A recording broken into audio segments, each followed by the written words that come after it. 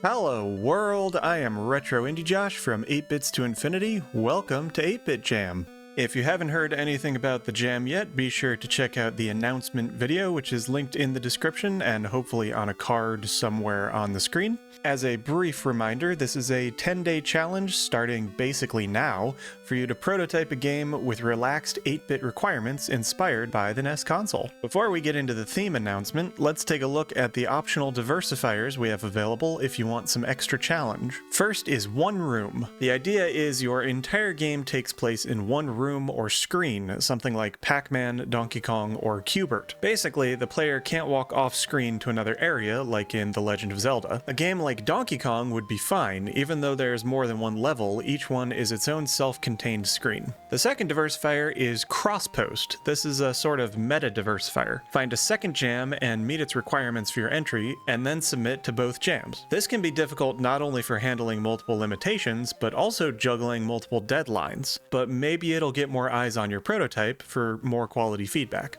Finally, the third diversifier is deterministic. Make a game with no pseudo-randomness. In other words, if I perform the exact same inputs on two separate playthroughs, they should look identical. So no random damage, enemy behavior, spawns, item drops, and so on. A lot of point-and-click adventure games are deterministic, like Shadowgate, which you can find on the NES. As I mentioned in the announcement video, these diversifiers are completely optional, and although you can use any number of them, I strongly recommend you use at most one, as any pair becomes a hefty limitation. Now that we've looked at the diversifiers, it's almost time to announce the larger theme. Remember that this is also optional, but slightly less so, because the limitation and theme are a single rating category. The diversifiers, on the other hand, will not affect your rating. Before we get to the theme, if you're interested in retro and indie games, I would greatly appreciate it if you do all the YouTubey things to help my channel. Like the video, subscribe, share, leave a comment. This helps a lot more than you might think, both for me and the 8-Bits to Infinity community. And on that point, be sure to join our Discord through the link in the description. Okay, here we go. The theme for 8-Bit Jam is